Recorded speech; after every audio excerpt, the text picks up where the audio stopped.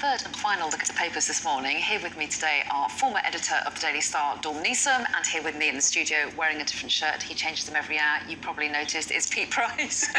We have to reference it once in a while, don't we? Well, this is back in fashion. This is 20 years old.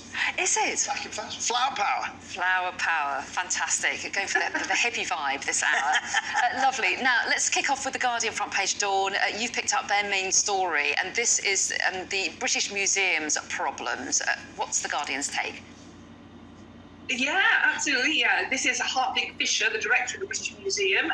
He has quit over the thefts of some 2,000 items stolen over the past 20 years from the British Museum. Some have actually been sold on eBay as well. Now, a lot of this stuff it wasn't even catalogued, Anna. It was just bunged in a back drawer in a storeroom. So we're not even entirely sure what has been stolen, but the fact that you can buy something from the British Museum on eBay is just a surreal thing. Fisher admitted that it was evident the museum didn't respond comprehensively to warnings in 2021 when the issue was first raised that things were disappearing. And so he's gone, and the chairman of the trustees, George Osborne, the former chancellor, obviously, has said that he's acted honourably and no one has ever doubted his integrity. Well, I mean, we are, aren't we? Because there was an awful lot of stuff that just went missing.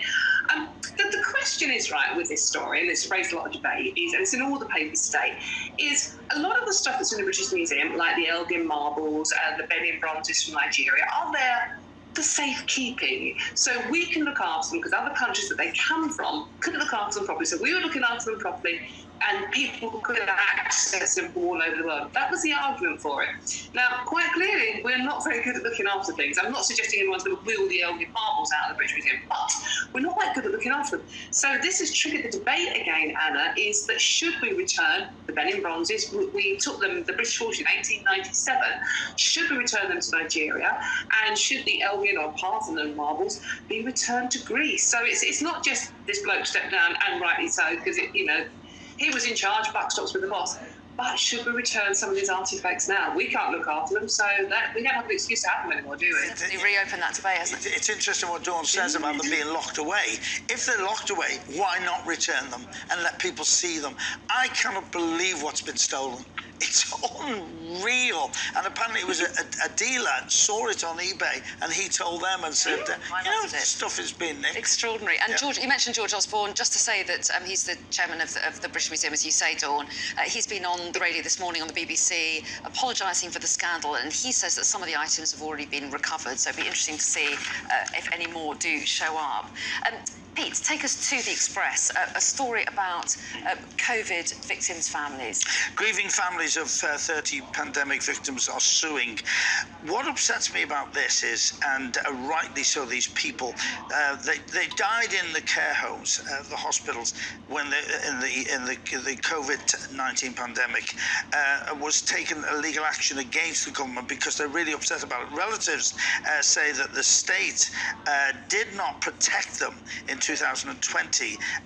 They put them back from the hospitals, or put them from hospitals into care homes without testing them for COVID. Now, 20,000 people died in care homes. And what upsets me about this is we didn't know what was going on with the pandemic. There were so many problems because it was unknown territory to everybody. But one thing we did know was if somebody had COVID in hospital, leave them there. Do not put them in old people's homes. And I'm old, and it was devaluing the elderly who gave us this country and gave us an awful lot. And they need to be sued over this because that is so wrong.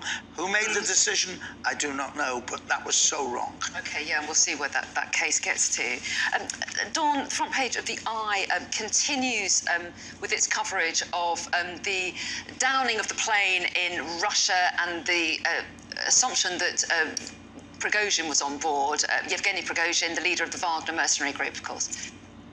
Yes, indeed. Along with his fellow commanders, which does make you a bit suspicious. It's like, why would they all be travelling on one plane when, the writing was on the wall about what was going to happen to them, given that they'd had an attempted coup on Putin.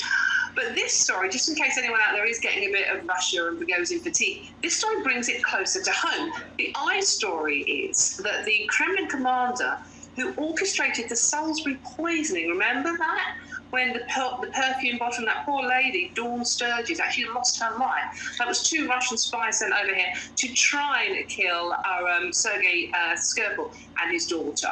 Foul. But that was Putin literally killing people in this country. And the eye story is that this chap called Adayanov was behind that poisoning and is potentially behind the downing or display. Possibly, we don't know. Nothing has been confirmed yet. But killing Prigozhin and his generals. So it's look, Hannah. Who knows what to believe with this story? I mean, it's all coming. The reports coming out of Russia, but it's a fascinating link, and it really does bring it closer to home. And Putin, as we know, has killed people on British soil. So we shouldn't be blasé about this story. And I think this is a very interesting story, a very different take on it. I wonder who's already bought the film rights. Wow, yeah, Because that's that's the world we're living in these days. That's so true. And the question is whether we'll ever know what actually happened. Will we ever know? No.